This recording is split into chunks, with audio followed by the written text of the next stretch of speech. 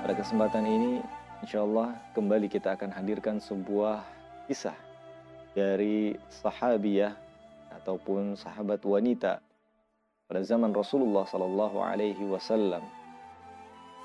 Seorang sahabat wanita yang memiliki hubungan nasab dekat dengan Rasul Sallallahu Alaihi Wasallam, yang juga dekat dengan para sahabat-sahabat besar yang pernah tentunya kita kisahkan. Di antaranya adalah Hamzah bin Abdul Muttalib,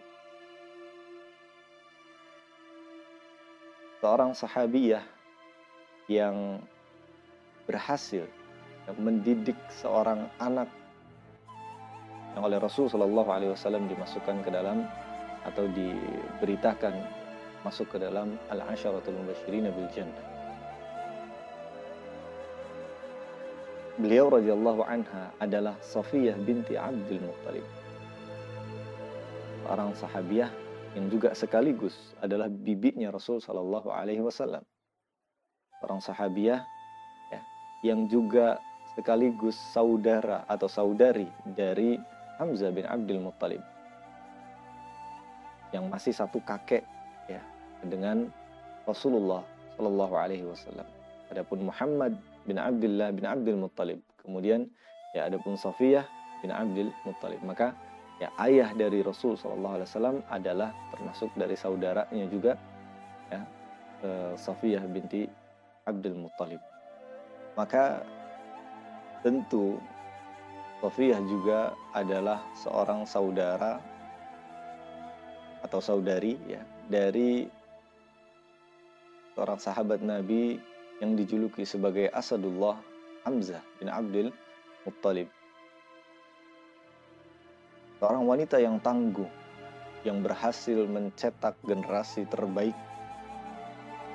yang berhasil mendidik seorang anak yang termasuk di antara yang Rasul Shallallahu Alaihi Wasallam sebutkan namanya 10 orang al-mubashirina bil jannah, diberikan kabar gembira oleh Rasul Shallallahu Alaihi Wasallam berupa surga, sedangkan mereka atau anaknya ini masih dalam keadaan hidup. Dan ini tentunya adalah sebuah keistimewaan yang besar. Terlahir dari seorang ibu yang baik, yang menjadi madrasah, yang menjadi pendidikan pertama atau pendidik pertama bagi Zubair bin Awam. Safiyah adalah ibunda dari Zubair bin Awam. Dan yang lebih menjadikan istimewa atau menjadi sebuah keutamaan juga bagi Safiyah binti Abdul Muttalib adalah beliau radhiyallahu anha menumbuh kembangkan, mendidik anaknya tersebut, Zubair bin Awam, seorang diri setelah ditinggal oleh suaminya meninggal dunia.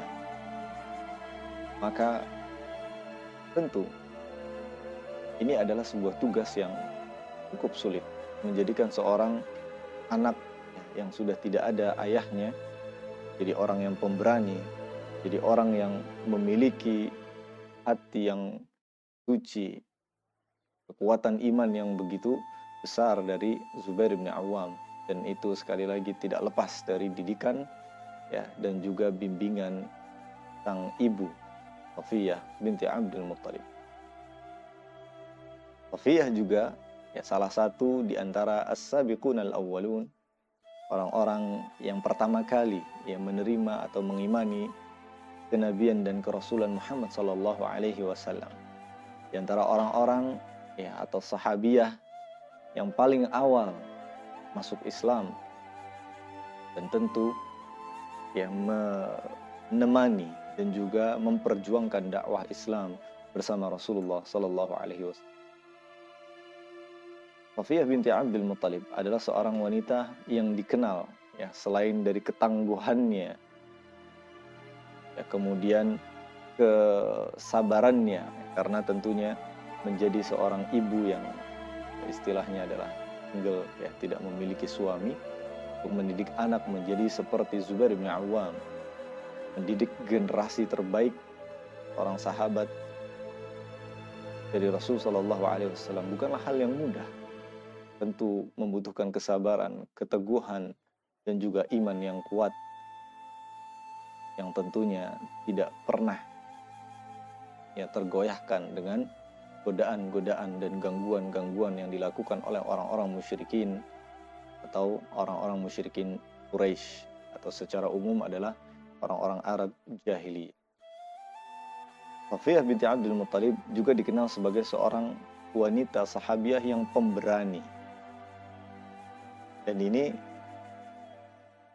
diperlihatkan, ditunjukkan oleh Safiyah ketika beliau radhiyallahu anha adalah termasuk dari salah satu sahabiah yang ikut berperang, dijuluki sebagai mujahidah di jalan Allah Subhanahu wa taala di perang yang kedua antara kaum muslimin dengan orang-orang musyrikin sebagai balas dendam mereka terhadap kekalahannya di perang Badr, yaitu perang Uhud, di mana ini adalah puncak kegentingan dari pasukan kaum muslimin yang menjadi pelajaran besar bagi kaum muslimin, para sahabat radhiyallahu anhum jami'an, atas kekalahan mereka di tangan orang-orang musyrikin. Dan yang menarik adalah Safiyah binti Abdul Muttalib adalah salah seorang sahabiah yang ikut meneriakkan, memotivasi semangat untuk tidak mundur dan kembali kepada medan peperangan, melindungi Rasulullah Sallallahu Alaihi Wasallam. Di saat kaum muslimin diserang habis-habisan atau diserang balik, yang semula tadinya kaum muslimin sudah menang, sudah dalam keadaan menang, akan tetapi lalai beberapa dari pasukan kaum muslimin yang berada di atas gunung Uhud, yang kemudian turun untuk mengambil ghanimah peperangan dan diserang balik oleh Khalid bin Walid beserta pasukannya. Dan dalam posisi ini pasukan kaum muslimin sudah mulai kocar-kacir. Banyak dari mereka yang kemudian lari ke belakang, artinya karena tentu sudah terdesak dengan pasukan orang-orang musyrikin di bawah pimpinan Khalid bin Walid. Di antaranya di sana orang yang mendapatkan luka, orang yang mendapatkan hantaman begitu banyak adalah Rasulullah Sallallahu Alaihi Wasallam. Dan saat itu posisinya kaum muslimin sedang benar-benar terdesak, terus dihujani dengan anak panah, kemudian diserang dari atas bukit atau gunung Uhud tersebut. Dan disinilah peran seorang Safiyah binti Abdul Muttalib. Tentu dengan keberanian yang diwarisi dari ayahnya dan kakek atau nenek moyang Safiyah, yang juga sama tentunya dengan Hamzah bin Abdul Muttalib. Ia meneriakkan, wahai kaum muslimin, kembalilah ke medan perang. Janganlah kalian tinggalkan Rasul Muhammad Sallallahu Alaihi Wasallam. Ini adalah sebuah perbuatan yang memalukan jika kaum muslimin pergi meninggalkan atau membiarkan Rasulullah SAW diserang oleh orang-orang musyrikin. Maka ia pun memegang tombaknya dan berteriak kepada kaum muslimin, sehingga kaum muslimin kembali melindungi Rasulullah Sallallahu Alaihi Wasallam. Dan kita semua tahu bahwa hasil dari peperangan tersebut adalah kekalahan bagi kaum muslimin. Akan tetapi ada sebuah tentunya peran besar dalam menjaga Rasul Sallallahu Alaihi Wasallam dari Safiyah binti Abdul Muttalib. Jika saja misalnya kaum muslimin terus mundur, maka Rasulullah Sallallahu Alaihi Wasallam lah orang yang paling diincar oleh mereka. Dengan keadaan seperti itu saja Rasulullah menerima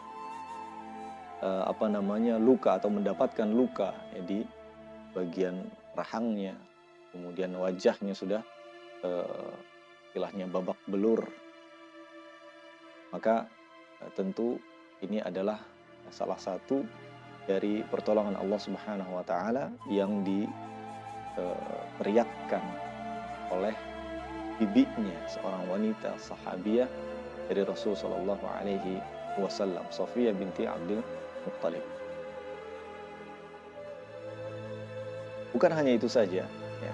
Keberanian dari Safiyah binti Abdul Muttalib juga dibuktikan dengan ketika beliau radhiyallahu anha, seorang wanita sekali yang ikut menjaga benteng kaum muslimin ketika perang Ahzab ataupun perang Khandaq. Dan kita juga ya pernah mendengar tentang kisah perang Ahzab atau perang Khandaq ini, di mana kaum muslimin membuat parit. Ya. Tujuannya tentunya adalah melindungi kaum muslimin dari serangan ya orang-orang Yahudi dan para sekutunya.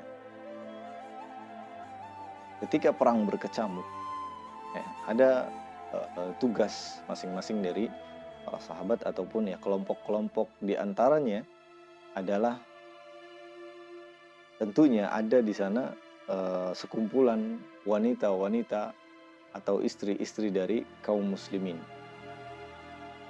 Dan di dalam benteng tersebutlah mereka berada.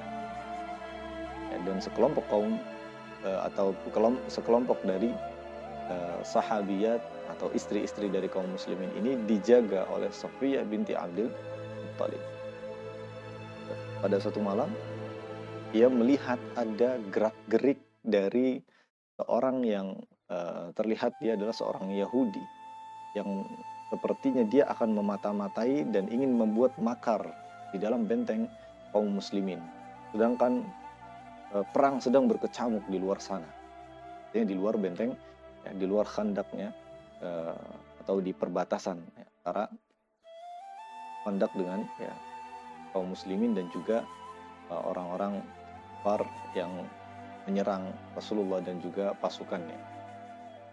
Maka tentu ya ini adalah sebuah keputusan yang tepat dari Safiyah binti Abdul Muttalib, sekaligus kecerdasan ya, dan juga kepiawaian dalam melihat celah yang kira-kira memang ini ada potensi untuk menghancurkan kaum muslimin dari istri-istrinya. Jadi ya ada yang mengatakan bahwa maksud dari orang-orang Yahudi yang menyelinap masuk ke sana adalah untuk ya datang ke kelompok atau gerombolan para ummahat atau para istri-istri dari kaum muslimin sehingga menangkap mereka dan kemudian menjadikan tawanan-tawanan perang.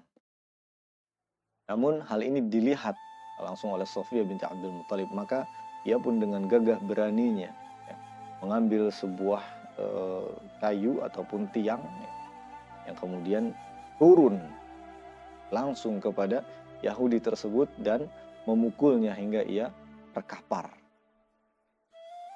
Tentu ini tidak dimiliki, keberanian ini tidak dimiliki oleh semua dari wanita. Apalagi beliau radhiyallahu anha pun tentunya tahu bahwa Yahudi yang masuk ke situ adalah orang-orang berani mati ya, yang sekiranya kalau dia ketahuan pastilah dihabisi oleh musuhnya ya, atau oleh kaum muslimin. Dan tentu memiliki keahlian dalam berperang ataupun ya bergulat ya, sama lelaki. Namun ini dengan keberanian sekali lagi Safiyah binti Abdul Muttalib turun menghadapinya dan memukulnya hingga terkapar. Ketika dilihat oleh ya mata-mata yang lainnya dari orang-orang Yahudi, maka mereka pun mengurungkan niatnya untuk memata-matai dan ingin menangkapi para wanita-wanita kaum muslimin untuk dijadikan tawanan perang, karena mereka ya melihat hal ini ya artinya penjagaan dari kaum muslimin meskipun mereka adalah wanita ya sangatlah kuat, terbukti dengan jatuhnya salah satu dari mereka. Maka mereka pun mengurungkan niatnya untuk rencana atau makar jahat mereka. Mirsa dan juga dengar sekalian yang semoga dimuliakan oleh Allah Subhanahu wa taala. Safiyah binti Abdul Muttalib melanjutkan kehidupannya untuk terus berjuang di jalan Allah Subhanahu wa taala, mendukung kaum muslimin ya. Bahkan sepeninggal Rasulullah Shallallahu alaihi wasallam. Dan Allah Subhanahu wa taala memberikan umur yang cukup ya, panjang bagi Safiyah binti Abdul Muttalib sekitar 70 tahun dan meninggal dunia di tahun 20 Hijriyah di zaman atau di masa kekhalifahan Umar bin Khattab radhiyallahu anhu.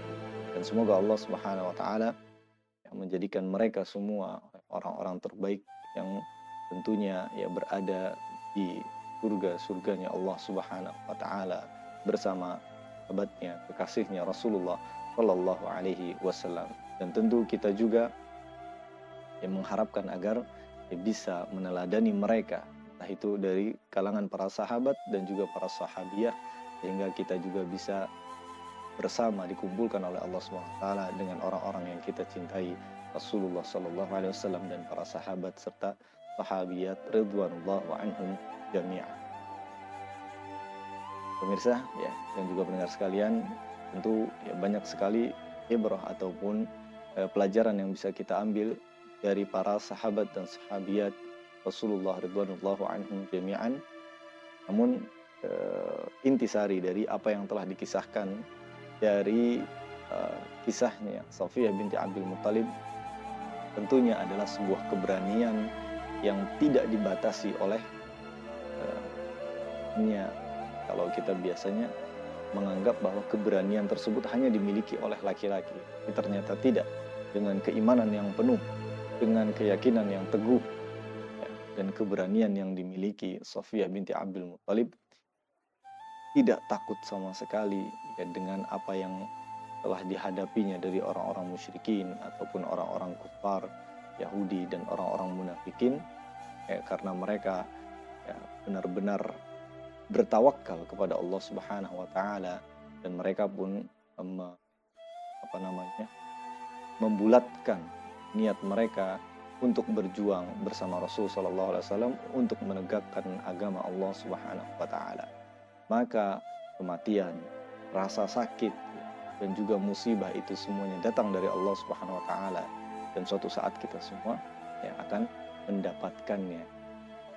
Dan berbahagialah bagi orang-orang yang bertawakal, bertakwa kepada Allah Subhanahu wa taala yang tidak sama sekali gentar dan takut menghadapi ya, kematian ataupun musuh-musuh Allah Subhanahu wa taala.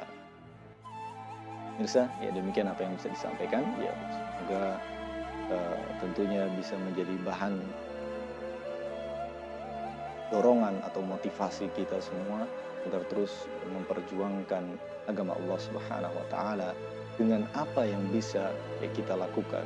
Jika kita bisa mengeluarkannya dengan harta, maka ya dengan harta, dengan jiwa, maka dengan jiwa ya ataupun dengan ya, kekuatan yang kita miliki. Semoga Allah Subhanahu wa taala menerima hal tersebut ya menjadi pahala dan juga timbangan berat untuk kita semua. Wassallallahu ala nabiyina Muhammadin wa ala alihi wa sahbihi wasallam wa akhiru da'wana alhamdulillahi rabbil alamin. Wassalamualaikum warahmatullahi wabarakatuh.